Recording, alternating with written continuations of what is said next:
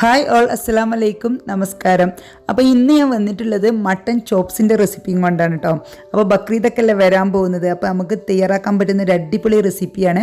അപ്പോൾ നെയ്ച്ചോറിൻ്റെ കൂടെയും പൊറോട്ടയുടെ കൂടെയും ചപ്പാത്തിൻ്റെ കൂടെയും ഒക്കെ കോമ്പിനേഷൻ ആയിട്ടുള്ള നല്ലൊരു അടിപൊളി ചോപ്സ് ആണ് കേട്ടോ. അപ്പോൾ ഞാൻ മട്ടന് കഴിക്കാൻ മടിയുള്ള കുട്ടികൾക്ക് വരെ ഈ ഒരു ചോപ്സ് കഴിച്ചാൽ നല്ല ഇഷ്ടമാവും. അത്രയ്ക്ക് ടേസ്റ്റാണ് കേട്ടോ ഈ മട്ടൻ്റെ ചോപ്സ്. അപ്പോൾ അധികം പറഞ്ഞ് ബോറടിപ്പിക്കുന്നില്ല, അതെങ്ങനെ തയ്യാറാക്കുന്നതെന്ന് നമുക്ക് നോക്കാം. അപ്പോൾ ഈ മട്ടൻ ചോപ്സിലോട്ട് നമുക്ക് മസാലകളൊക്കെ ഒന്ന് വറുത്ത് പൊടിക്കണം. അതിന് വേണ്ടിയിട്ട് ഞാനൊരു കടായി അടുപ്പത്ത് വെച്ചിട്ടുണ്ട്. നല്ല ചൂടാക്കിയതിന് ശേഷം ലോ ഫ്ലെയിമിൽ വെച്ചിട്ട് നമുക്ക് ഇതിലോട്ട് 2 ടേബിൾ സ്പൂൺ മല്ലിയാണ് ആദ്യം ഞാൻ ഇട്ട് കൊടുക്കുന്നത്. മല്ലി നമുക്ക് ലോ ഫ്ലെയിമിലിട്ടിട്ട് ഒരു 3-4 മിനിറ്റ് ഒന്ന് ജസ്റ്റ് ഒന്ന് വറുത്തെടുക്കണം. ജസ്റ്റ് ഒന്ന് ചൂടായാൽ മതി എല്ലാ ഭാഗവും ഒന്ന്. നമുക്കിതെല്ലാം കൂടി മിക്സ് ചെയ്തിട്ട് പൊടിച്ചെടുക്കാനുള്ളതാണ്. അപ്പോൾ മല്ലി കൂടുതലായിട്ട് വറുക്കണ്ടാവും. മട്ടനിലോട്ട് വറുക്കാത്ത മല്ലിപ്പൊടിയാണ് ടേസ്റ്റ് ഉണ്ടാവുക. അപ്പോൾ ജസ്റ്റ് ഒന്ന് ചൂടാക്കി എടുത്താൽ മതി. അപ്പോൾ 1-2 മിനിറ്റ് ഒന്ന് ജസ്റ്റ് ചൂടാക്കിയതിന് ശേഷം നമുക്കിത് വേറെ പ്ലേറ്റിലോട്ട് മാറ്റാം. ഇപ്പോൾ ഞാൻ മല്ലി വേറെ പ്ലേറ്റിലോട്ട് മാറ്റിയിട്ടുണ്ട്. എന്നിട്ട് ആ സെയിം കടായി തന്നെ അടുപ്പത്ത് വെച്ചിട്ടുണ്ട്. ലോ ഫ്ലെയിമിൽ തന്നെയാണ് ഫ്ലെയിം വെച്ചിട്ടുള്ളത്. ഇനി ഇതിലോട്ട് 1 ടേബിൾ സ്പൂൺ വലിയ ജീരകം, 1 ടേബിൾ സ്പൂൺ കുരുമുളക്, അതുപോലെ തന്നെ 1/2 ടീസ്പൂൺ ചെറിയ ജീരകം, പിന്നെ അതുപോലെ 5-6 വറ്റൽമുളക്, പിന്നെ പട്ടയുടെ ഒരു 2-3 പീസ്, ഗ്രാമ്പു ഒരു 5-6 പിന്നെ 2 ഏലക്ക.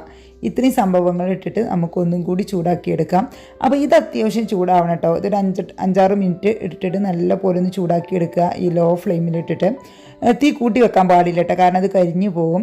അപ്പോൾ നമുക്ക് ലോ ഫ്ലെയിമിലിട്ടിട്ടാകുമ്പോൾ നമുക്ക് ഇടയ്ക്കൊന്ന് ഇളക്കി കൊടുത്താലും മതി. കണ്ടിന്യൂസ് ആയിട്ട് ഇളക്കി കൊടുക്കേണ്ട ആവശ്യമില്ല.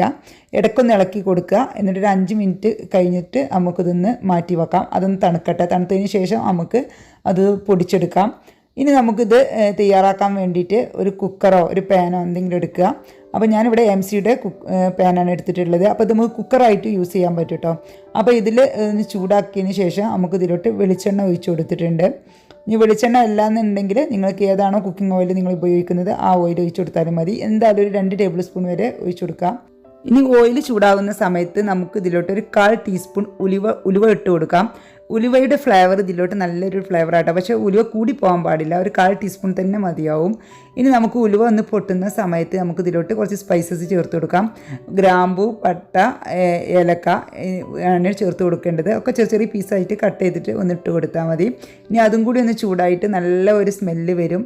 ആ സമയത്ത് നമുക്ക് ഇതിലോട്ട് ഒരു 3 സവാള ചെറുതായിട്ട് കട്ട് ചെയ്തത് ചേർത്ത് കൊടുക്കാം. ഞാനെടുത്ത സവാള വലിയ സവാള ആയിരുന്നു, അതുകൊണ്ട് 3 എണ്ണമാണ് ചേർത്ത് കൊടുത്തിട്ടുള്ളത്. ഇനിയിപ്പോൾ ഒരു മീഡിയം സൈസൊക്കെ ആണെങ്കിൽ 4 സവാള ചേർത്ത് കൊടുക്കണം കേട്ടോ 1 കിലോ മട്ടനിലോട്ട്. കാരണം ഇത് കട്ട് ചെയ്ത് കഴിഞ്ഞാൽ ഒരു വലിയ പ്ലേറ്റ് നിറയെ വേണം, അതാണ് ഇതിൻ്റെ ഒരു അളവ്. അപ്പോൾ നമുക്ക് സവാള ചേർത്ത് കൊടുത്തതിന് ശേഷം നല്ലൊന്ന് വഴറ്റിയെടുക്കാം. വേഗം വഴന്ന് വരുന്നതിനായിട്ട് നമുക്ക് ഇതിലോട്ട് കുറച്ച് ഉപ്പ് ചേർത്ത് കൊടുക്കാം. ഞാനൊരു 1 ടീസ്പൂണോളം ഉപ്പ് ചേർത്ത് കൊടുത്തിട്ടുണ്ട് കേട്ടോ. നമുക്ക് തൽക്കാലം ഇപ്പോൾ കുറച്ച് ഉപ്പ് ചേർത്ത് കൊടുത്തിട്ട് പിന്നെ ലാസ്റ്റിക്ക് നോക്കിയിട്ട് വേണമെന്നുണ്ടെങ്കിൽ പിന്നെ ചേർത്ത് കൊടുത്താൽ മതി. അപ്പോൾ സവാള പെട്ടെന്ന് വഴന്ന് വരും ഉപ്പ് ചേർത്ത് കൊടുത്താൽ. ഇനി നമുക്ക് നന്നായിട്ട് ഇളക്കി കൊടുത്തതിന് ശേഷം അടച്ചു വെക്കാം. മട്ടൻ ഇവിടെ നന്നായിട്ട് കഴുകിയിട്ട് വെള്ളം വാരാനായിട്ട് വെച്ചിട്ടുണ്ട്. ഈ ഒരു വലിപ്പമുള്ള പീസസ് ആയിട്ടാണ് കട്ട് ചെയ്തിട്ടുള്ളത്. അപ്പോൾ 1 കിലോ മട്ടനാണ് കേട്ടോ എടുത്തിട്ടുള്ളത്.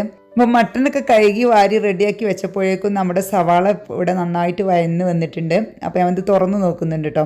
അപ്പോൾ നല്ല ഇത് ലോ ഫ്ലെയിമിലോട്ട് ആക്കി വെച്ചിട്ടുണ്ടായിരുന്നു. അപ്പോൾ നല്ല പോലെ വഴന്ന് നല്ല വെന്ത് വന്നിട്ടുണ്ട് കേട്ടോ സവാള.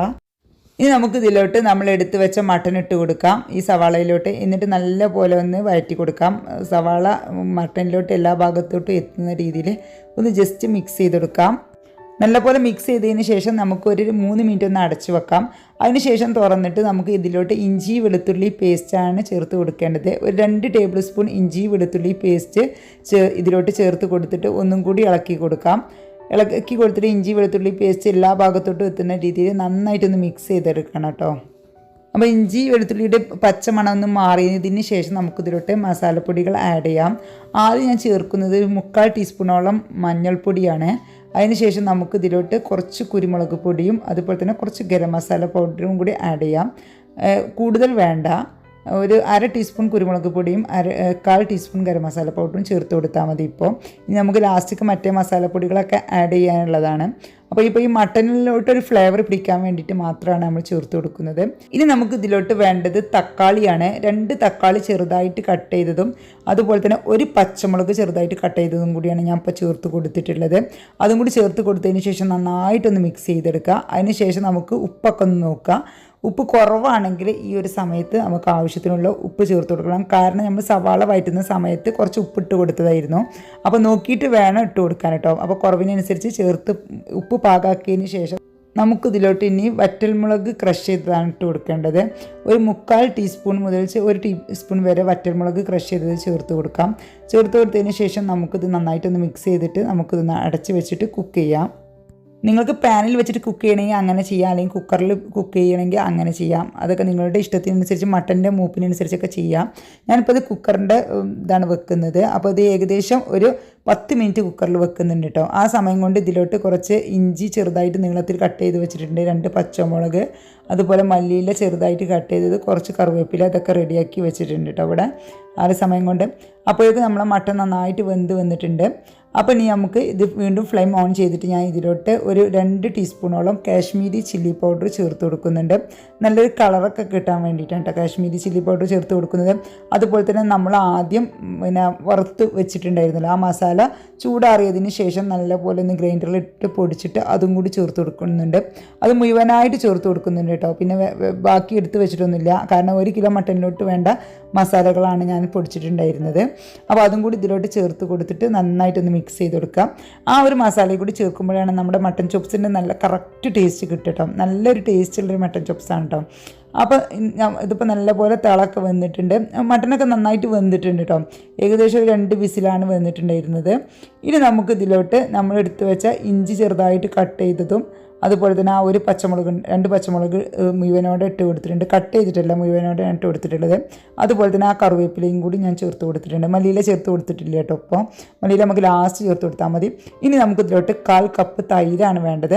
ആ തൈരും കൂടി ചേർത്ത് കൊടുത്തിട്ട് നന്നായിട്ടൊന്ന് മിക്സ് ചെയ്തെടുക്കാം. തൈര് ചേർത്ത് കൊടുത്തതിന് ശേഷം കൂടുതലായിട്ടൊന്ന് തിളക്കണ്ട, ഒന്ന് തള അവിടെയും ഇവിടെയൊക്കെ ഒന്ന് വന്നാൽ മതി കേട്ടോ. അപ്പോൾ നമുക്ക് ഉടൻ തന്നെ ഫ്ലെയിം ഓഫ് ചെയ്യാം. ഫ്ലെയിം ഓഫ് ചെയ്തതിന് ശേഷം മാത്രം മല്ലിയില ഇട്ടാൽ മതി. അപ്പോൾ നല്ല അടിപൊളി ചോപ്സാണ് ഇവിടെ റെഡി ആയിട്ടുള്ളത്. പൊറോട്ടയുടെ കൂടെയും നെയ്ച്ചോറിൻ്റെ കൂടെയൊക്കെ നല്ലൊരു അടിപൊളി കോമ്പിനേഷനാണ്. കുട്ടികൾക്കൊക്കെ നല്ല ഇഷ്ടമാവും. മട്ടൻ ഇഷ്ടമില്ലാത്തവർക്ക് പോലും വാങ്ങി കഴിക്കും, അത്രയ്ക്ക് ടേസ്റ്റാണ്. അപ്പോൾ എല്ലാവരും ഈ ബക്രീദിന് ഇതൊന്ന് തയ്യാറാക്കി നോക്കിയിട്ട് ഫീഡ്ബാക്കൊക്കെ അറിയിക്കണം കേട്ടോ. ഇഷ്ടമായ ഫ്രണ്ട്സ് ആൻഡ് ഫാമിലിക്ക് വേണ്ടിയിട്ടൊന്ന് ഷെയർ ചെയ്തെടുക്കുക. ചാനൽ ഇഷ്ടമാവുന്നുണ്ടെങ്കിൽ ഒന്ന് സബ്സ്ക്രൈബ് ചെയ്തിട്ട് സപ്പോർട്ടും ചെയ്യട്ടോ. അപ്പോൾ എല്ലാവർക്കും എൻ്റെ നന്ദി, നമസ്കാരം, അസ്സലാമു അലൈക്കും.